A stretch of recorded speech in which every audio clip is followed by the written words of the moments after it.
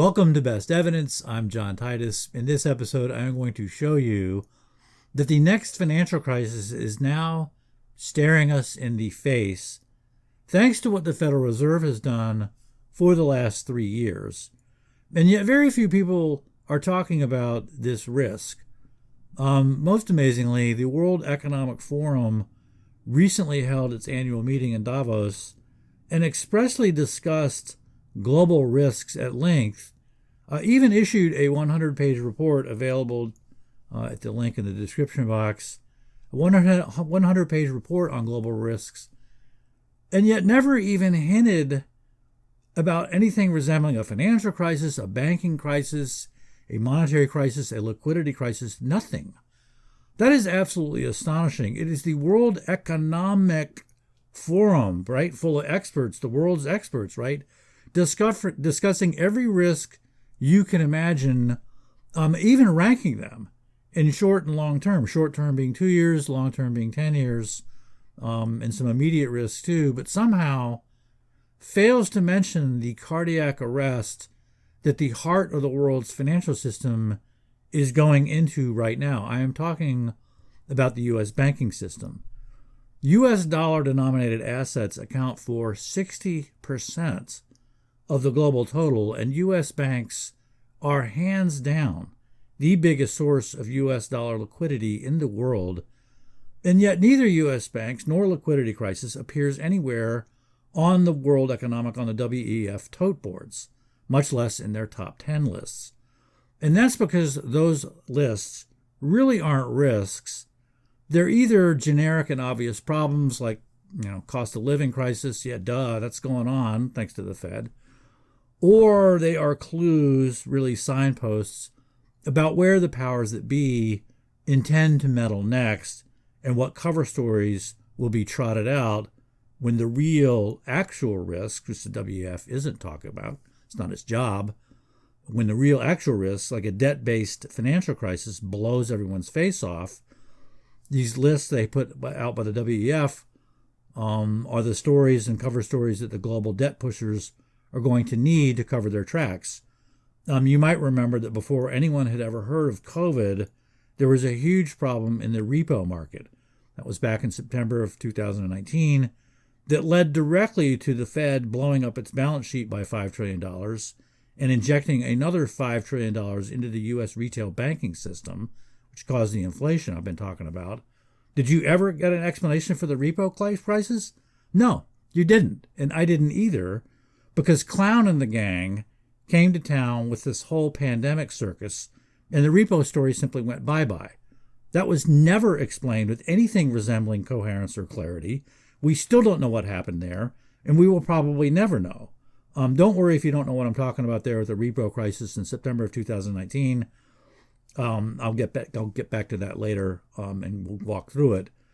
But it was big. It was a big problem, and it was before the oh my God pandemic is here took everybody by storm, took the world by storm. Did Clown and the gang warn you about the repo crisis or the repo market meltdown? No, they didn't. Did they ever discuss it? No, of course not. That's not Clown's job. Clown's job is not real risk. It's circus management. He's a clown. That's the significance of the WEF tote boards, not where the real risk lies. It's where Clown's gang of professional intermeddlers plan to meddle next. I'll come back to these two tote boards later, but only after we talk about the real risk going on right now in the U.S. banking system. And I want to start this discussion with the quarterly banking profile, which the F.D.I.C. publishes every quarter. It actually comes out the very same day that Statistics at a Glance comes out. Statistics at a Glance is a 2-page kind of really tight summary of the banking system. I talk about that in a video I did called Mommy, Where Does Money Come From? The quarterly banking profile, though, is far more detailed and far more granular than Statistics at a Glance. But, both reports are quarterly. The last report that came out was for the third quarter of 2022. It came out December 1st of last year, meaning that the data there is a bit stale. However, the quarterly banking profile contains some crucial data that I can't find anywhere else, at least not in one location. I'm not going to go through 1,000 SEC filings to accumulate the data. It's presented succinctly in a quarterly banking profile. So what that report by the F.D.I.C. lacks in timeliness, it more than makes up for in quality, and it is a great overview of the banking system. So I want to take a quick look at the quarterly banking profile, and here it is. Okay, and you can see that this drop-down menu, that September 30th is the latest report. It came out, like I said, December 1st, 2022. Let's just go down here and click Access the Report. There we go. We're going to click this in a minute, but first, the complete, that's the complete PDF. We'll get into that in a minute, but first, I want to scroll down and look at this. This is chart 7, unrealized gains and losses on investment securities. Maybe I'll blow this up later. Let me click this, chart 7, so we can take a look at that. Here we go. It is an Excel spreadsheet. Where'd you go, Excel? Ah, good. It even opened in the right screen. Excellent. Let's go here. Let's go to, I want to zoom in a little bit on this. Let's try 150. There we go. Okay. So this is unrealized gains and losses, which in our case turns out to be losses here, on investment securities held by retail banks. And you can actually hover over these amounts. The gold is available for sale securities. That is hovering. You're not going to work for me? Oh, there we go. Okay, held to maturity securities have lost $368.5 billion. And available for sale securities have lost $321.5 billion in the last quarter, the third quarter of 2022, for a grand total of $690 billion loss. That's a really big number. You've got to remember that the TARP bailout of 2008 was a $700 billion bailout, and you're staring at $700 billion right there. Speaking of TARP, notice that back in 2008, the losses back then on investment securities weren't even $100 billion. This problem now is way worse than it was back then. I just wanted to point that out up front. These losses are unrealized, though, meaning that the banks really aren't going to mark these losses down on their balance sheet. They're not going to write them down. They're just sort of floating there right now. The theory being that, well, you don't really lose money until you sell your investment. That's fair enough, but eventually you're going to sell. But a fair valuation of these investment securities is they're down, and they're down big. And once you understand where the $700 billion loss is coming from, you'll understand, one, why the banks are panicking right now, which I'm going to get into, which is two, because the banks are the banks are insolvent. The entire banking industry is dead broke right now, and I'm going to walk through that. All right, before we get back to the quarterly banking profile and get into the full report, I want to talk about why those investment securities dropped in value like that. The investment securities are largely U.S. Treasuries and mortgage-backed securities due to regulations that prevent banks from investing in things like lottery tickets. They're supposed to be investment-grade securities. They're investment-grade bonds. But the point here, insofar as the loss is concerned, is that they pay out a stream of income, both the bonds and the mortgage-backed securities. And in that sense, you can kind of think of them like your mortgage. It's a monthly payment. But from the point of view of the banks, from the point of view of the investors in mortgage-backed securities, a bank holding a mortgage or a U.S. Treasury gets a stream of payments in exchange for its upfront investment. So let's just say you borrowed, meaning the bank invested, $100,000 at 4% interest. That would put your mortgage on a 30-year mortgage. That would put your mortgage payment at $475 per month. And so from the bank's point of view, it has invested $100,000 to get a stream of $475 payments for the next 360 months. But now let's say investment rates go from 4% to 8%. You, the homeowner, are locked in at 4%, so you're good. The $100,000 investment by the bank, however, isn't looking so good, because now to get the same stream of $475 monthly payments in an 8% environment, the bank needs a borrower who only took out a $65,000 loan. You can do the math, the amortization, and see that that's true. But in other words, the $100,000 mortgage at 4% and the $65,000 mortgage at 8% yield the exact same stream of $475 per month payments. So think about that. Once the interest rates go from 4% to 8%, that $100,000 mortgage is no longer worth $100,000. It's only worth $65,000. We just saw that. That's a 35% drop coming from just a 4% increase in rates. And that basic math applies exactly the same to U.S. Treasuries, except Treasuries, I think they only pay out every 6 months or so.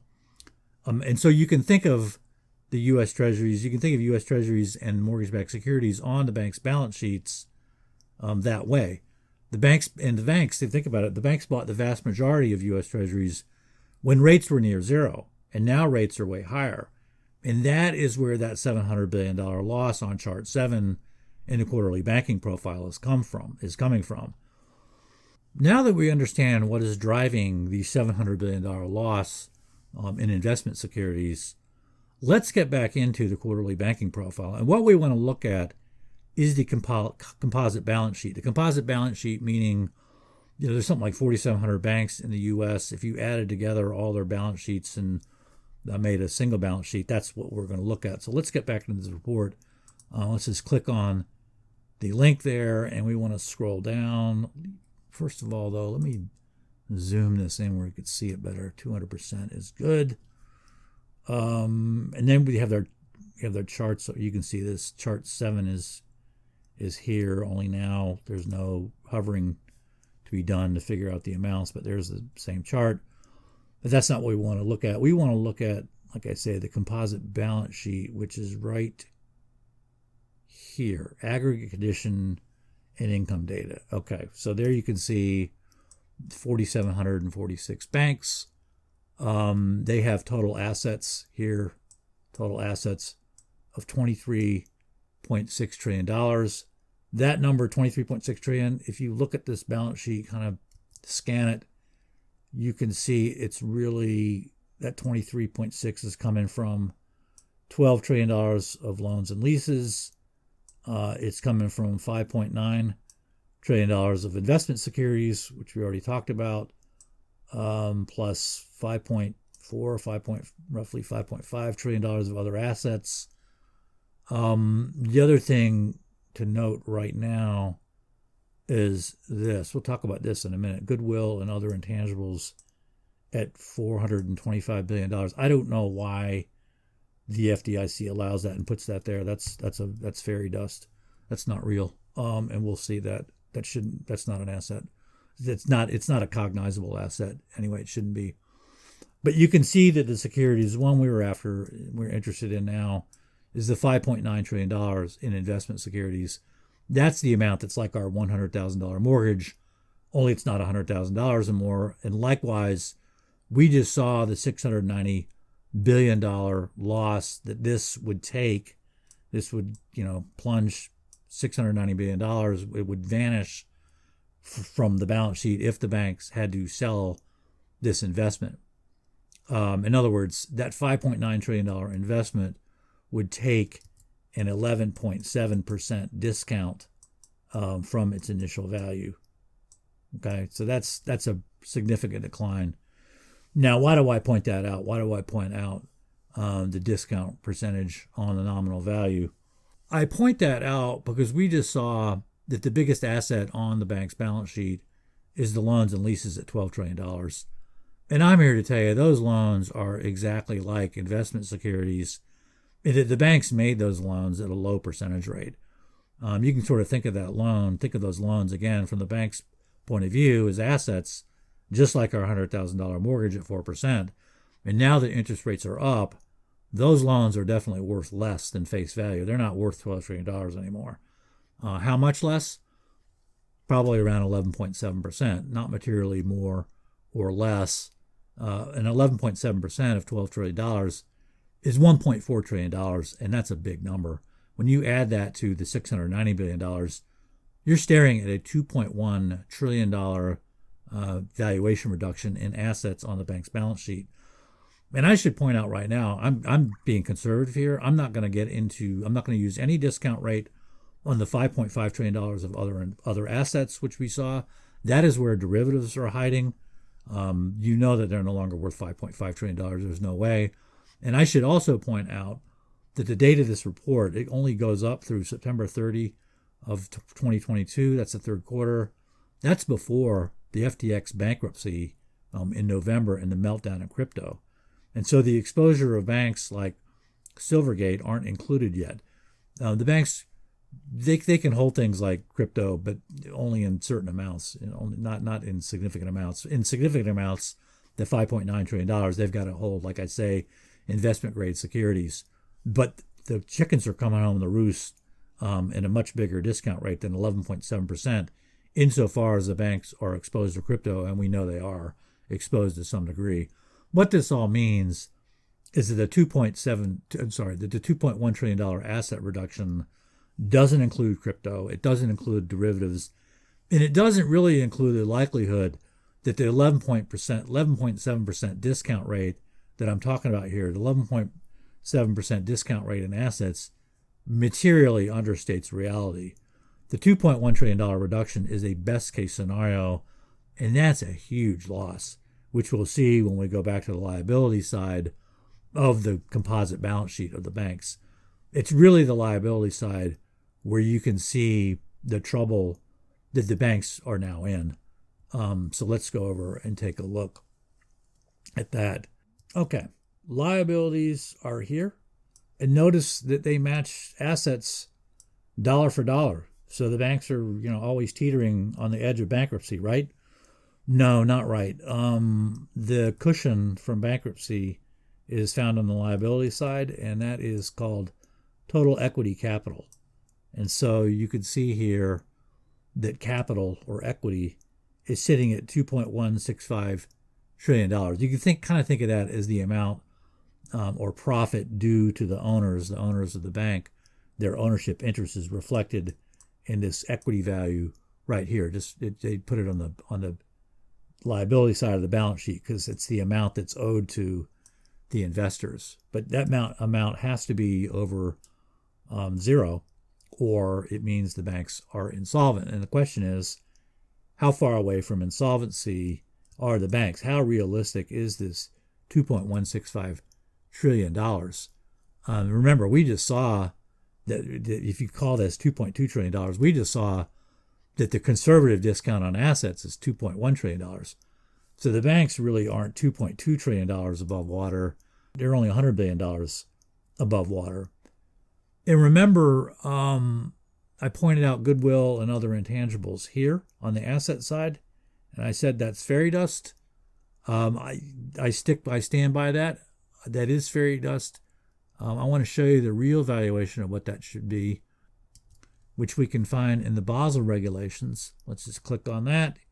Here we go, definition of capital. Let's search on goodwill. And you can see here, let me get rid of this. Goodwill. Here we go. Let me zoom in. Yeah, that'll work. Goodwill and all other intangibles must be deducted in the calculation of Common Equity Tier 1, including blah, blah, blah. Must be deducted in the calculation of equity. So you got to back that out of equity. That's Basel III regulations right there. And when you go back and you see, okay, well, goodwill and other intangibles, exactly like the Basel regulations said, you can take that, you can just subtract that from the equity, okay?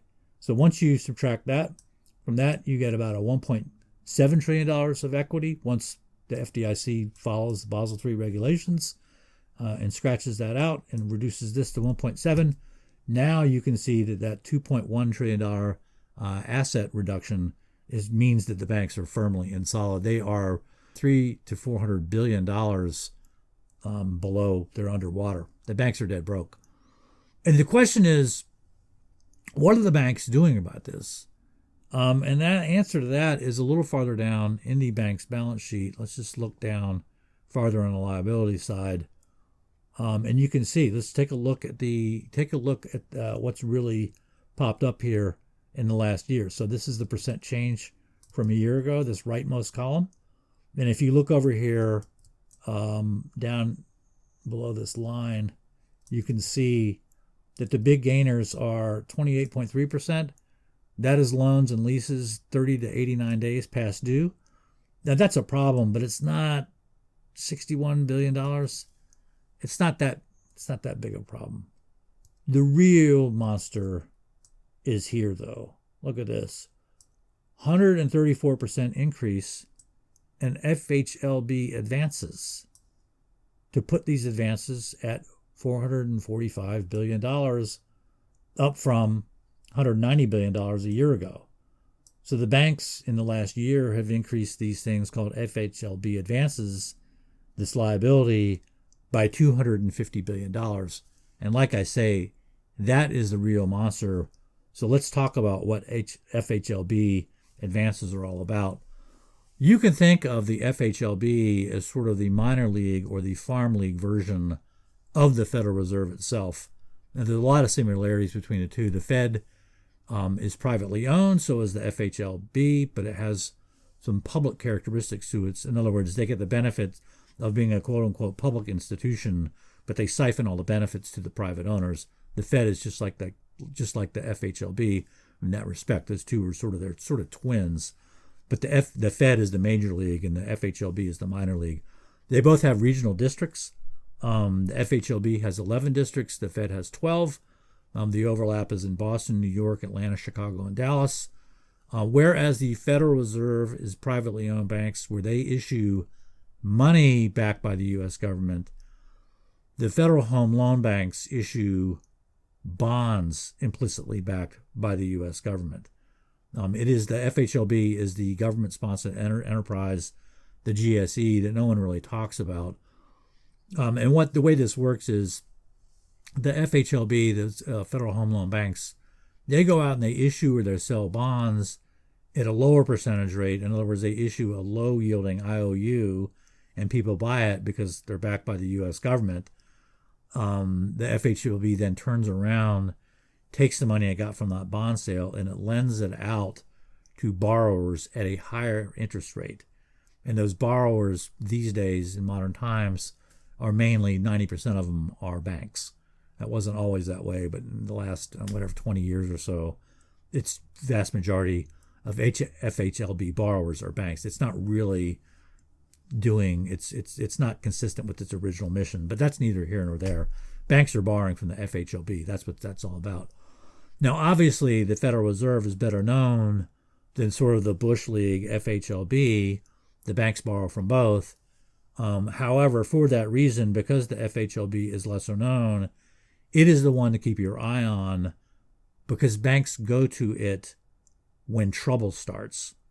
The New York Fed is actually on record. Look down the link below. The New York Fed is on record saying that the banks avoided the Fed discount window during the global financial crisis because the low-key Federal Home Loan Banks were available. So think about it. If you've got the shakes, you need a drink, you don't go to the bar, you don't go to the high visibility place, you don't go to the Fed, you go to the low visibility place, you go to the liquor kiosk, you go to the FHLB that the normies don't know about. No one really thinks about that. And when the banks get into trouble, when they start getting the shakes, like they need a drink, you tend to see two things happen, two related things, actually. One, you see the panic borrowing. As banks get their fix, they need to get their fix, they're going to start borrowing money. And two, you see efforts by the banks to hide or disguise the fact that they need a fix. And both occur before the eventual seizure, before the eventual crisis explodes in the bank's face. By now, though, one method of panic borrowing is already well known. I think it's known by this point, pretty well known by this point. And that method of sort of emergency borrowing. It's called the repo market. Banks like repos because technically they're not borrowing money. They're selling assets overnight. You need funds right now? Don't borrow the money. Everybody in town will know you're jonesing.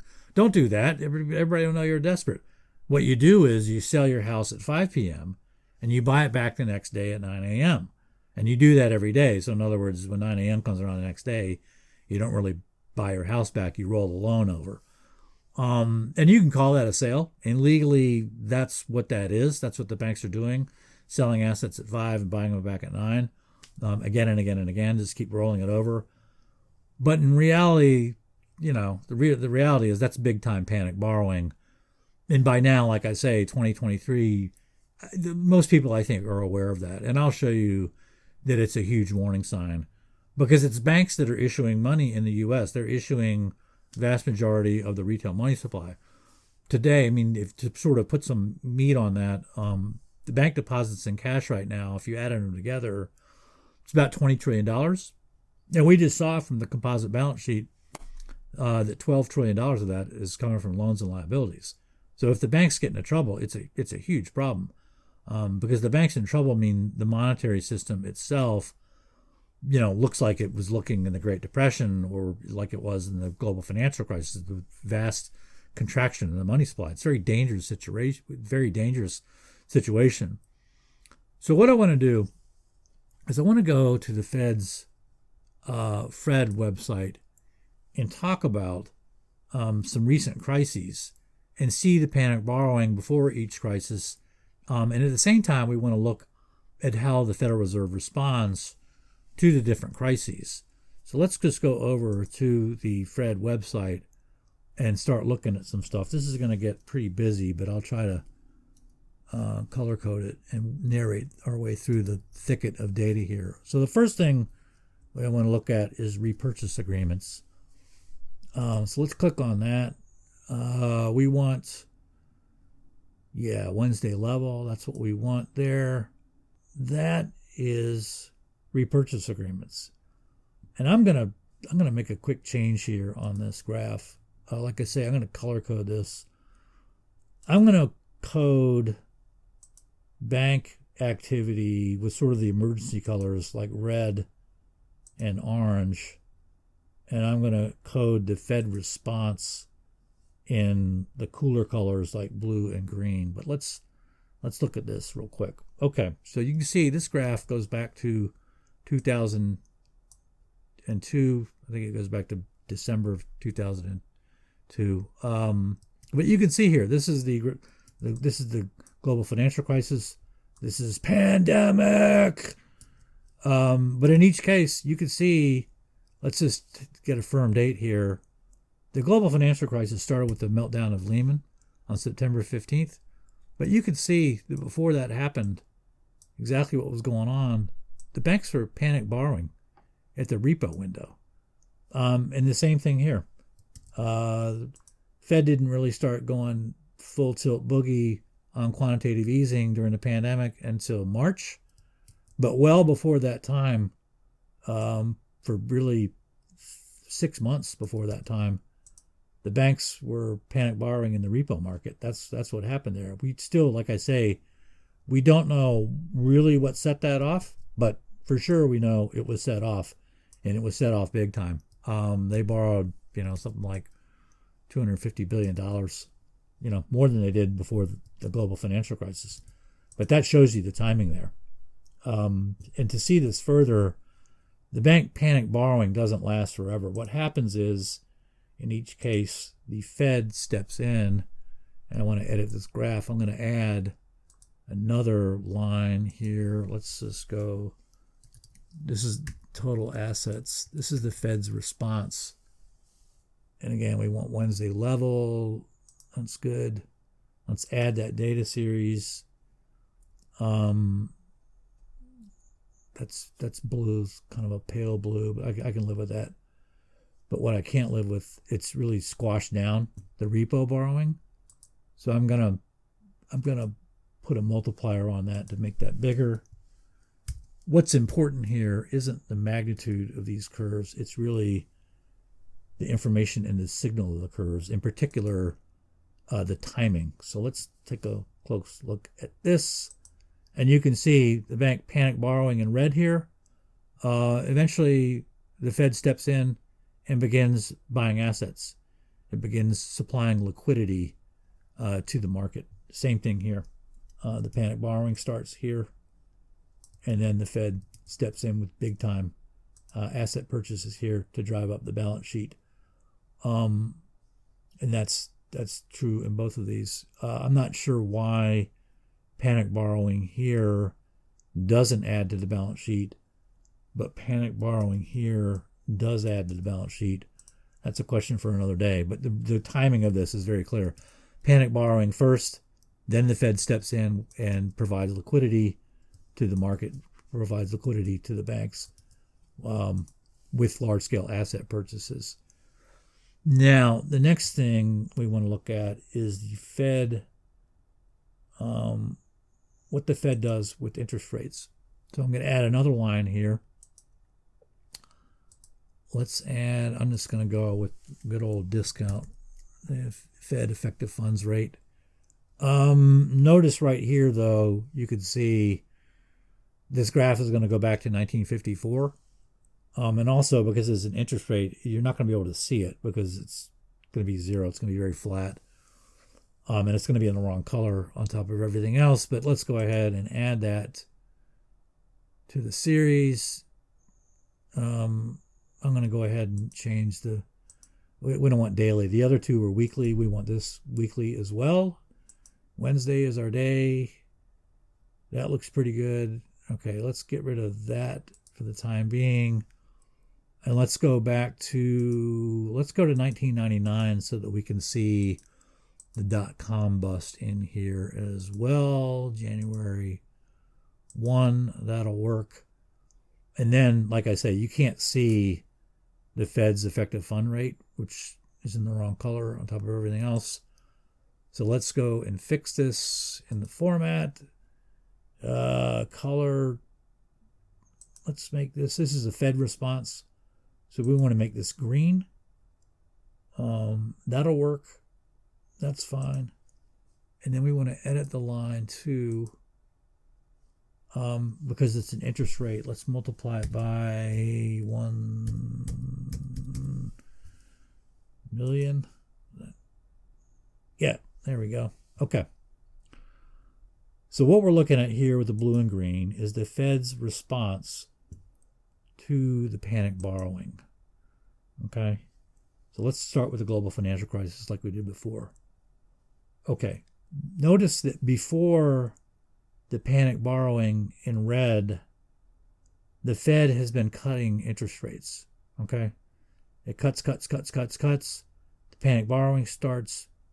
The Fed cuts again, and then that's not enough, and then the asset purchases begin. Okay, so the purpose of the rate cuts, like we saw in our mortgage example, when the Fed cuts rates, what it's doing is it's increasing the value of assets on the bank's balance sheet. Just as the rate increases, decrease the value of assets, rate decreases, increase the value of assets. They are inversely proportional.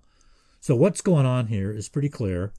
The Fed's cutting rates to increase asset values on banks' balance sheet. The banks are panic borrowing anyway. The Fed continues to cut rates. It cuts rates all the way to zero down here. That's the green, is down at zero, and that's when the asset purchases really began. And you see the same pattern really here leading up to pandemic. You see the panic borrowing start back in September.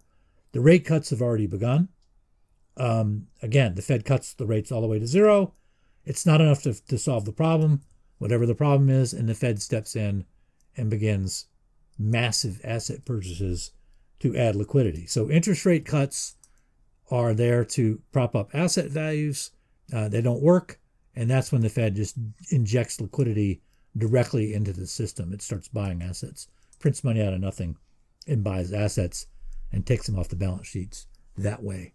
And then you can see back here, this is the .com, the wake of the .com, that recession. The Fed had been cutting interest rates, and notice that it cuts interest rates, but they don't go to zero. The Fed is able to cut interest rates to whatever that number is, 1.7% or so. And that solves the problem. There's no need for QE back here. There's no need for a direct injection of liquidity. The rate cuts sufficed to quell the markets and solve the problem. And things went on their merry way with no QE back then. Now, I want to add one more thing to this graph, which is getting pretty busy, I know. But let's add what I was initially talking about, which is FHLB advances. So we add line, yep. FHLB advances. Okay. We want the one that goes back to 1984. That's our guy. Not this one that goes back to 45. Anyway, this is again going to change. It's going to mess up the timing of this. Also, this is a quarterly. You can see that there. This is a quarterly graph we're going to add. So I have to tweak this. And remember, this is bank panic borrowing. So I'm going to put this in a hot color. I'm going to put this in orange. But let's go ahead and add it. Yep, screwed up the timing. So same deal here. Let me get this back to 1999, January 1. There we go. And let's fix that orange. You can see it in there now. But it's a quarterly. So I want to do a couple things on this. Let's first, it's too small. And again, we're worried about we're not worried about the magnitude, we're worried about the signal. So there we go, that's better. And now let's fix that color. That color is wrong. Let's make it orange. There we go. Let me do one other thing. Let me make it wider so we can see a little bit better. And I'm going to put barbed wire on this so that we can see that the timing is different. It's kind of ugly, but that'll work. Okay. Let me blow this back up. There we go. Okay, and now you can see, let's just go through the same order. Global financial crisis first. Okay, you can see here that the panic borrowing by the banks from the FHLB here in orange happens before the panic borrowing from the Fed. That's just like that Fed paper said. The banks, they go to the FHLB first. It's really the Fed's the lender of last resort. And the Fed even says the FHLB is the lender of second to last resort, and you see that right here. FHLB, the panic borrowing here precedes the panic borrowing at the repo window. Okay, now you can't conclude that the FHLB borrowing in orange starts before the discount, before the rate cuts, because this is a quarterly. You see that barbed wire on the orange? It's a quarterly report. And if you changed, I'm not going to do it, but if you changed the green line so it was quarterly, it would start declining there. So it's really coincidental with they're occurring at the same time. The increase in panic borrowing from the FHLB and the rate decreases start at the same time. Then the repo borrowing starts, and then the asset purchases start. The QE starts, and that pattern largely holds true here. You see the panic borrowing in red. This time it's occurring at the same time as the panic borrowing from the FHLB. They both predate the pandemic. Oh my God, pandemic, by 6 months, or 4 months, or whatever it is. But buy the rumor, sell the news. But the panic borrowing starts, and then the Fed steps in, and it cuts rates all the way to zero, and that doesn't work. And then the Fed steps in with asset purchases, and that's how that works. And then back here you can see there was no repo. The Fed cut rates, and that sufficed. But there was most certainly panic borrowing going on back in the dot-com era, and that whole thing unwound. In any event, what we want to talk about now is what's going on right now over here. Okay, because you could see here, I'm going to change this time scale here, like so. Stretch that out, maybe a little bit more. Okay, so here we are today on the far right. The panic borrowing has started, and it's been going on for 2 quarters. And it's been going on to the tune of, almost $200 billion. It's a lot of money they're borrowing. But this time, notice that the Fed is not helping. The Fed is increasing rates, which, as we saw, is hurting asset values. And at the same time, the Fed is selling assets. And so it is withdrawing liquidity. So we are most certainly here in uncharted territory. The Fed is not helping the situation. So you can fully expect this line to just keep going. The panic is going to continue. We are deep into uncharted territory. I am not sure how this story is end. I'm not sure. I want to know. I want to point out one other thing on this graph, though. I want to change the scale back. Let me take it back to 1999, January 1. Okay, and blow this up and talk about what we're looking at here. What we were looking at here, okay, up until now. Okay, so let's draw a line right here because things have changed. The Fed is harming the bank. It is hurting the banks. It is hurting the system. It's making things worse now.